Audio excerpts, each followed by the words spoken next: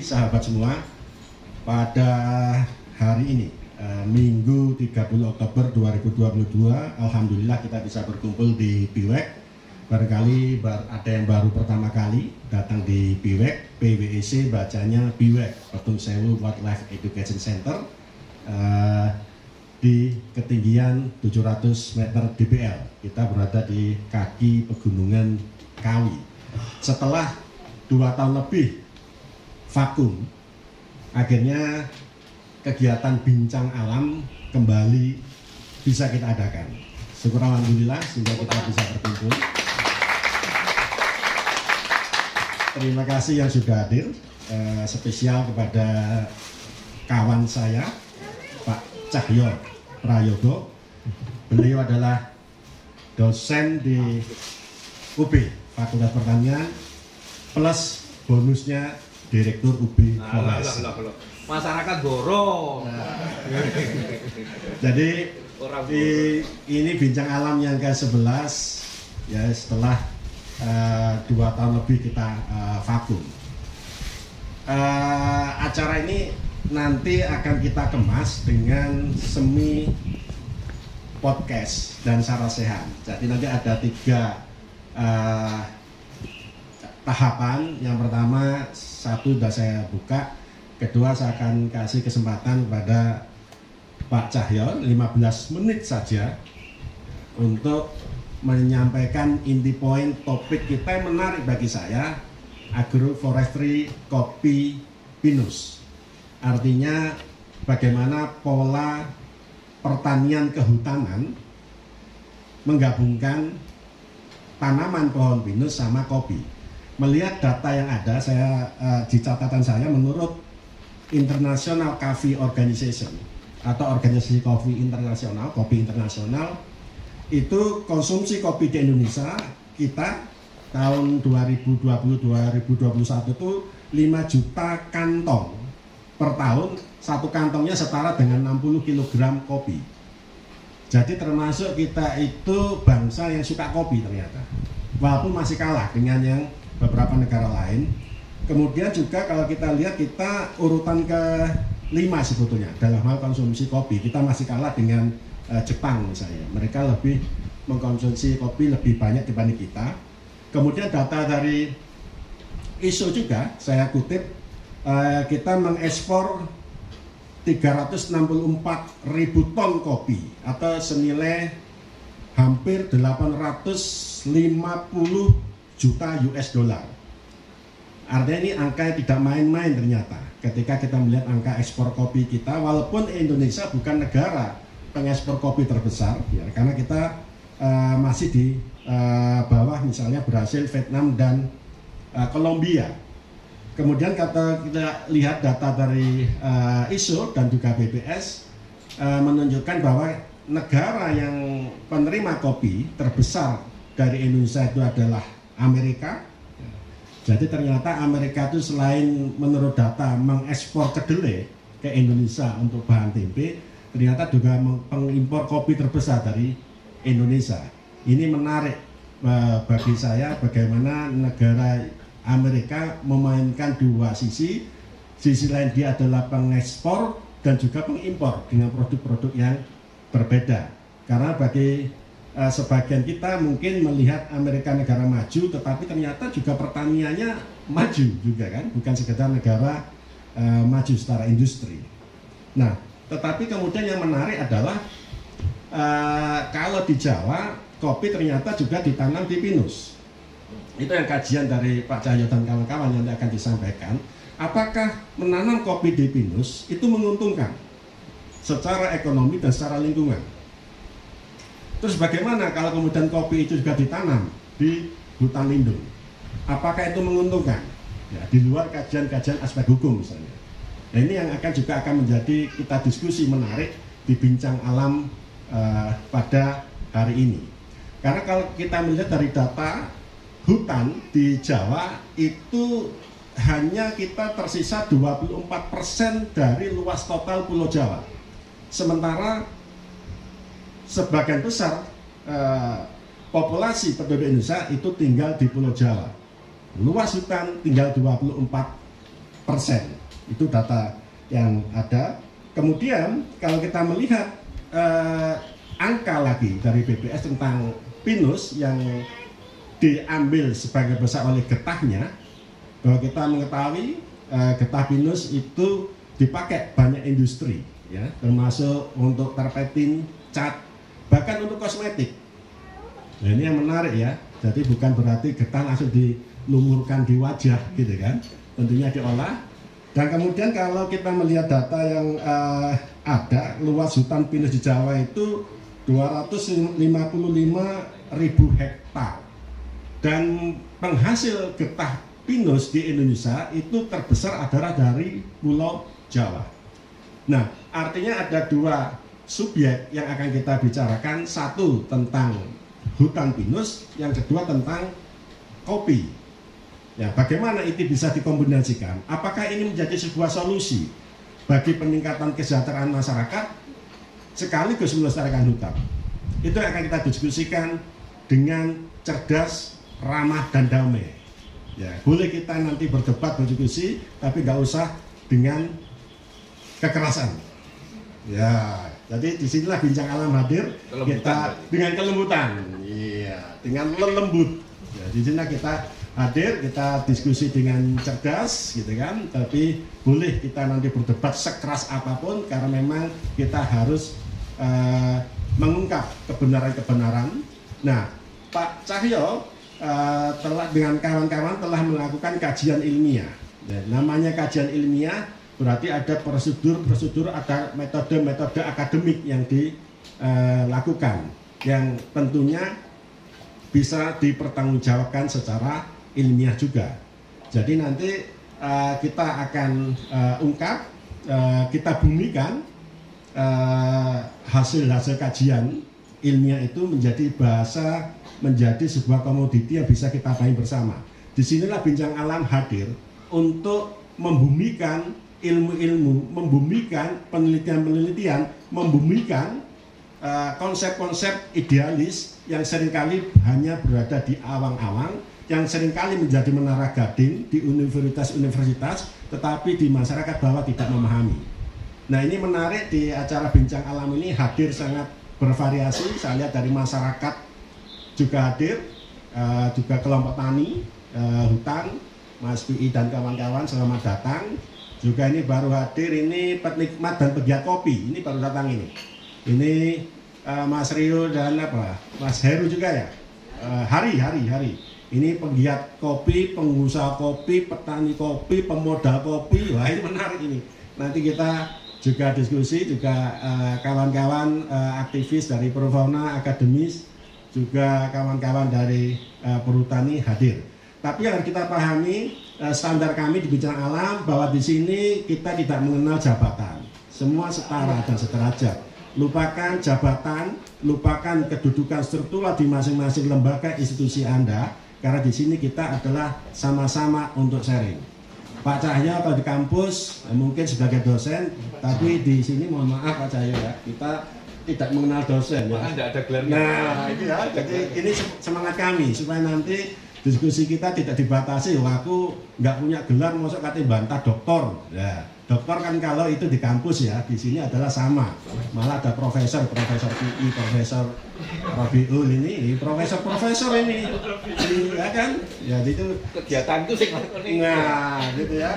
Jadi saya kira itu pembuka saya di Bincang Alam, karena Pak Cahyo ada kegiatan di lapangan yang harus segera dilakukan, sehingga kami ajukan seharusnya mulai jam 10, setengah 10 tadi sudah kami buka Bincang Alam. Saya serahkan Pak Cahyo 15 menit untuk memaparkan kajiannya. Nanti saya akan mencoba membantu membumikan setelah Pak Cahyo menyampaikan. Terima kasih, kita kasih aplaus untuk Pak Cahyo. Assalamualaikum warahmatullahi wabarakatuh. Waalaikumsalam warahmatullahi wabarakatuh. Saya biasanya pakai jaket kuning, tapi sebentar lagi 2024 jaket kuning saya lepas. Biar tidak dinilai loh kok pakai jaket kuning. Ganti jaket apa Pak nanti warnanya? Merah. Nah, jaket kampus saya letakkan juga. Saya tidak jaketan, berarti masyarakat biasa gitu. Nah, Bapak Ibu sekalian, saya itu pada posisi yang sulit sebenarnya. Karena apa yang disampaikan oleh Pak Rosek tadi betul, bahwa memang mengelola sesuatu kawasan dengan tujuan yang berbeda-beda itu memang sulit. Saya nyapa dulu para undangan yang ada di sini, Pak Yusuf, ibu-ibu penikmat kopi atau penggiat kopi, mahasiswa, staf PWEK dan para profesor di Sumbersari. Karena kalau ada ndak mereka kajian ini ndak muncul, Pak. Iya. Jadi sudah hafal ini, Pak. Jadi, ya. karena tempatnya juga berada di kawasan UB Forest. Saya mohon maaf, mungkin banyak kajian yang dari UB Forest yang harapannya sebenarnya pemerintah itu akan membuat pola. Ya, bagaimana pola yang sinergi antara masyarakat dengan lingkungan sebenarnya. Jadi memang harus berduaan, ini harus berjalan bersama. Namun ya kadang-kadang jalan itu kadang-kadang tidak bisa mulus, Pak. Kita jalan bersama tadi ya kadang-kadang keceblong. Ya enggak apa-apa, itu variasi ya. Tapi saya senang pagi ini saya juga punya mahasiswa, mudah-mudahan tadi lancar gitu. Gitu Pak ya. Karena didampingi oleh para profesor. Nah, Bapak dan Ibu sekalian, lokasinya di mana? Kawasan yang binaan kami itu di UB Forest, Bapak dan Ibu sekalian. Tanamannya banyak sekali di sana, ada Maunitales, ada pinus kopi. Kalau ada penggiat kopi, saya langsung promosikan saja. Di sini ada yang nanam kopi, ada yang mau beli, monggo transaksi langsung. Kita ndak usah diberi fee ora apa-apa, tapi lek kecipratan kopinya ya wis alhamdulillah. Gitu. Fair-fairan gitu. Nggih. Jadi kawasan ini Bapak dan Ibu sekalian yang berada di lereng Gunung Arjuna ini sebenarnya tidak hanya 544 hektar. Kalau kita melihat suatu kawasan yang harus dikelola oleh Bapak dan Ibu sekalian, itu 10 kali lipatnya. Namanya Das Kalisari yang memang harus dijaga. Ya. Karena kalau tidak dijaga Bapak dan Ibu sekalian, ini kalau dilihat posisi UB Forest itu memanjang dari mulai Batu sampai perbatasan Awang Singosari nggih Pak nggih. Nah, itu kalau saya boleh cerita, kalau saya praktekkan, waduh saya enggak punya sabuk. Ada yang punya. Aku ngorok. Ya, aku ngorok. Ini ilustrasinya sabuk Bapak Ibu sekalian. Sabuknya apa? Sabuknya yang bagian atas sama kakinya yang bagian bawah. Yang saya ilustrasinya, kalau kita nggak pakai sabuk gimana? Biasanya melorot. Kalau di kawasan ini kira-kira yang nggak ada sabuknya, melorot, yang melorot apanya kira-kira? Sabuknya melorot. Apa yang melorot? Sak gunung-gunungnya melorot. Kira-kira begitulah. Jadi syukur alhamdulillah di sini ada petani-petani yang sangat berjuang menjaga kawasan ini. Dalam hal ini saya ucapkan terima kasih banyak. Evaluasi dari banyak pihak pun melihat hutannya masih utuh nih Pak. Tepuk tangan untuk masyarakat Sumbersari yang berjuang. Meskipun kopi ini sak salak-salak, ora ya. Salake sak kopi-kopi. Harapannya kalau kopi gedene sak salak ini sowan. Roastingnya sing bingung. Ya sayangnya kopinya cilik-cilik, kecil-kecil. Dan sekarang tambah kecil Bang ya? Tambah kecil, alhamdulillah. Penyebabnya banyak Bapak dan Ibu sekalian. Karena memang naungannya cukup tinggi di sana ya. Karena memang utuh, karena saking utuhnya tadi masyarakat berkorban. Ya enggak apa-apalah kecil-kecil. Asalkan masih bisa panen. Lewis cilik-cilik, panennya sithik, sik dikai sharing wis kebangetan jenenge. Sing lola iki lho maksud iki. saiki ora enak saring ya. Rencana ada. Rencana ada. Urusan pemerintah itu urusan pengelola. Nggih napa mboten? Pengelola ora.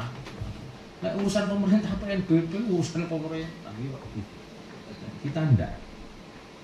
Kita mengkaji dampak negatif dari ini pasti buahnya menjadi kecil-kecil.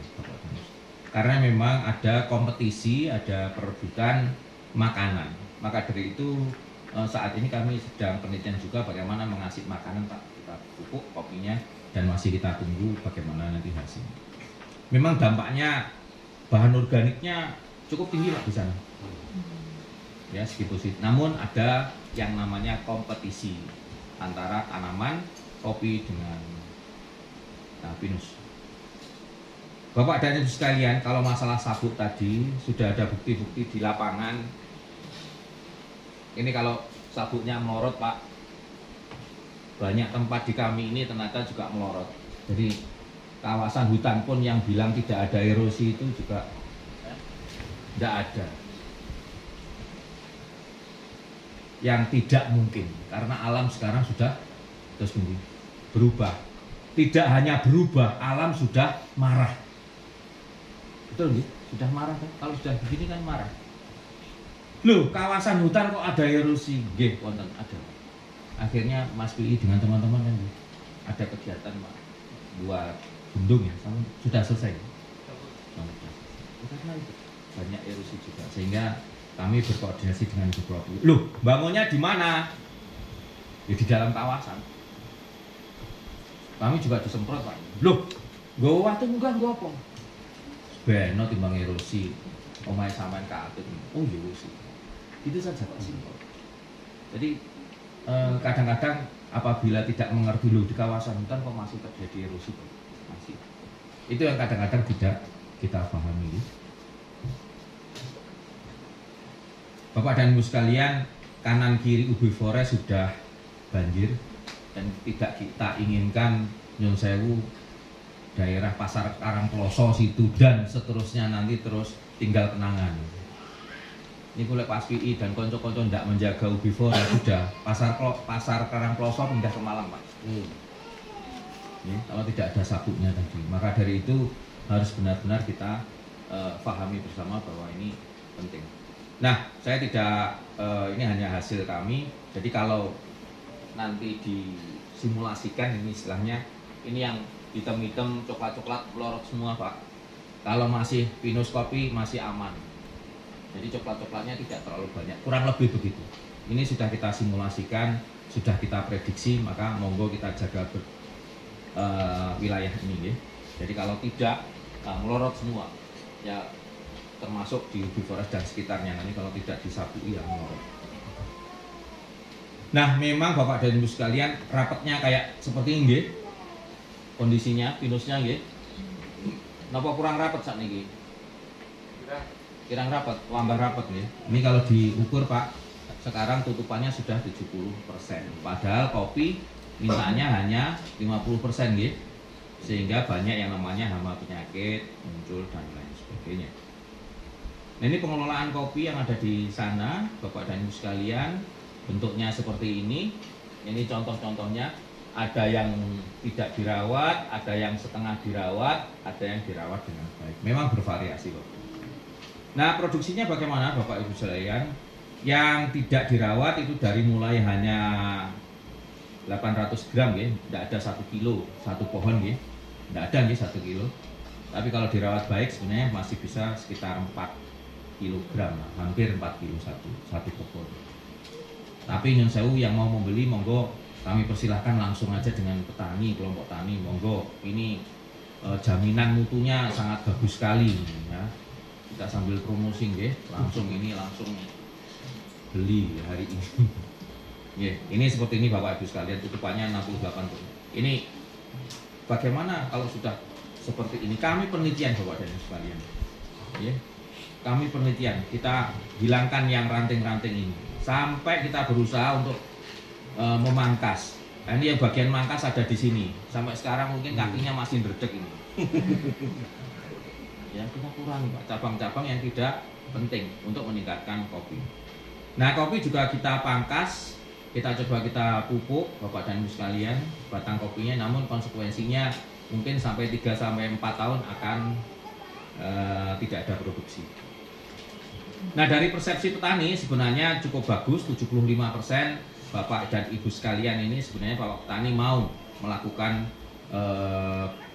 pengurangan cabang-cabang tidak produktif ya, sekitar 75%. Berarti ini masih bagus, cuman masalahnya adalah kemudahan dan kerumitan tekniknya.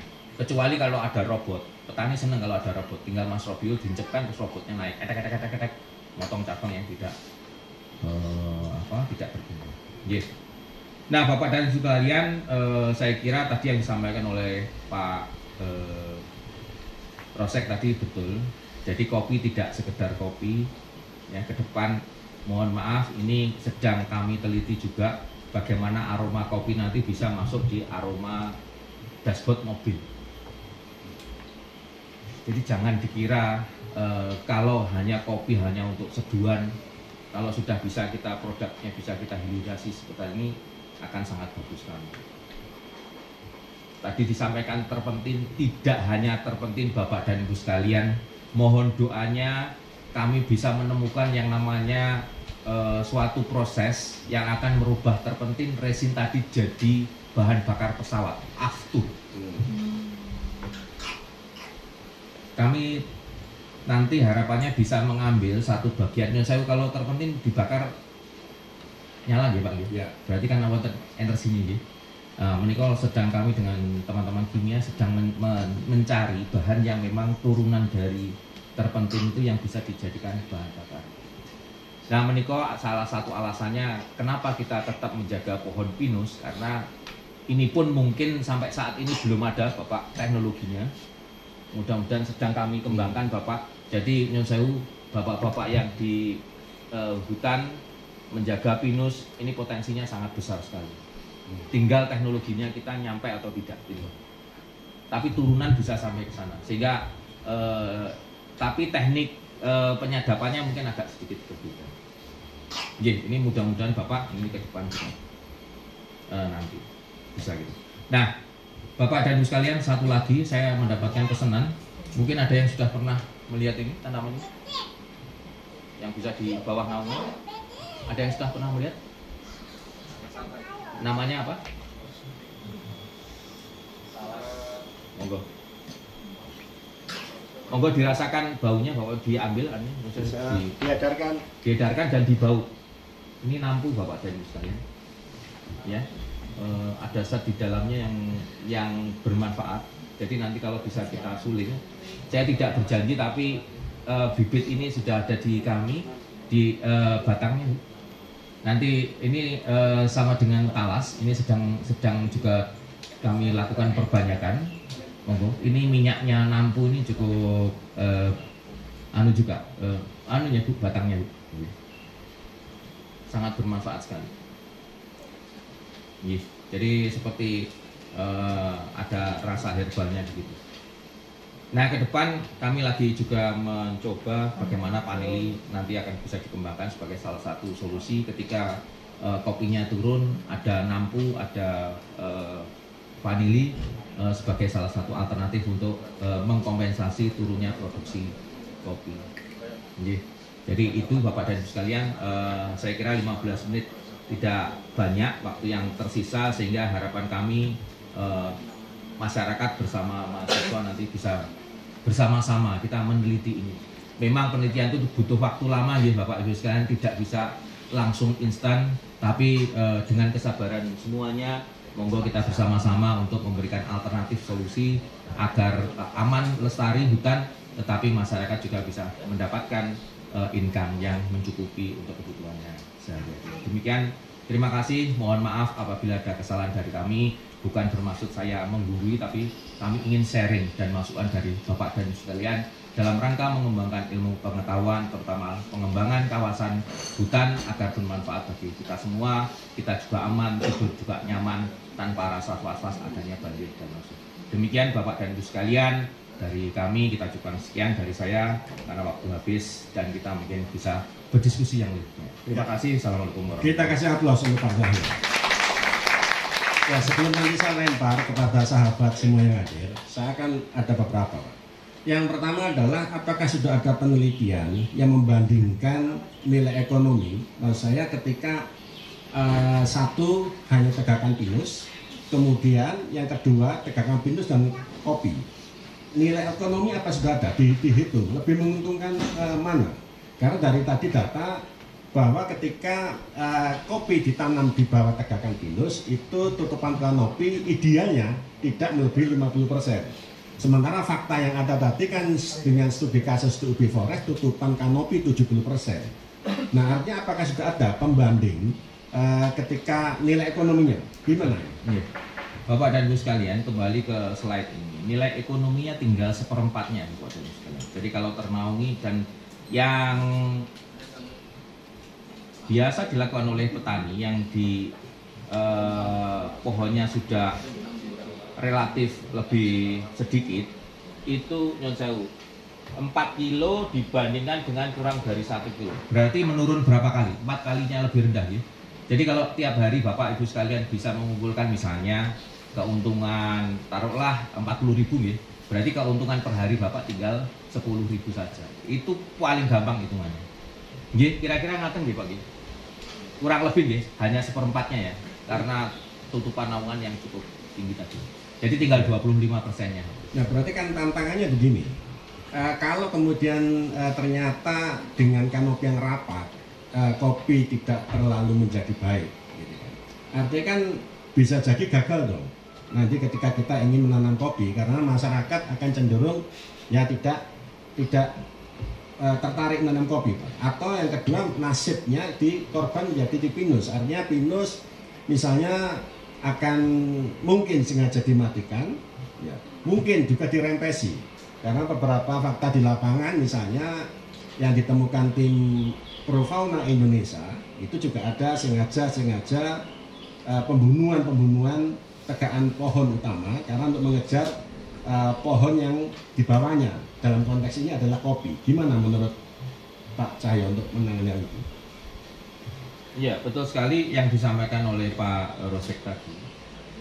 Ini ada teknik ya, Bapak dan Ibu sekalian, yang kopi ini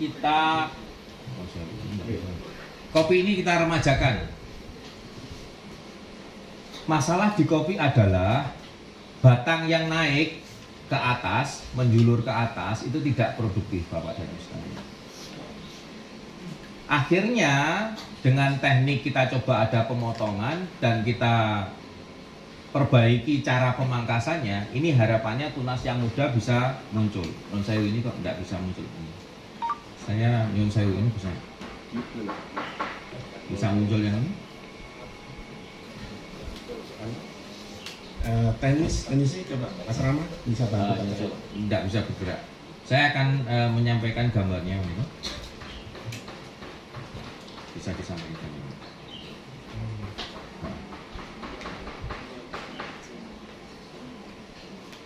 Bisa bergerak. Oh, masih bisa.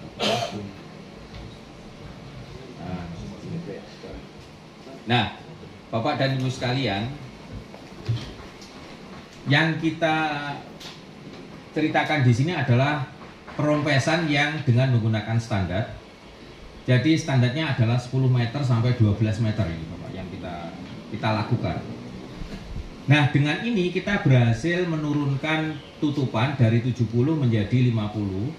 Tetapi untuk mengkompensasi tingkat produksi kopi yang rendah, akan nantinya ke depan akan kita introduksikan 2 tanaman ini Bapak, yaitu nampu dan panili. Inilah yang akan menggantikan kehilangan 75% dari tanaman kopi yang menurun produktivitasnya akibat adanya tutupan pohon yang cukup rapat. Sehingga harapannya 2 tanaman ini akan tandem. Tandemnya apa? Ini di bagian bawah, ini yang merambat di bagian pokok, bisa pokok kopi ataupun pokok daripada pinus. Sehingga 2 tanaman ini Bapak yang nanti akan sebagai salah satu alternatif memperkaya tidak hanya pinus kopi saja, tetapi ada pinus kopi, Mas Yusuf sudah pernah melihat ini? Pernah ya? Nampu. Nanti kita tanyakan testimoninya Pak. Nampu sekarang harganya berapa? Coba kita tanyakan ke Mas Yusuf yang mungkin sudah tahu ini. Makanya kalau Mas Yusuf biologi pastinya tahu ini zat apa yang ada di dalamnya sedang kami teliti. Tapi kita ingin masukan dari Mas Yusuf juga. Jangan dari saya saja. Ya. Monggo.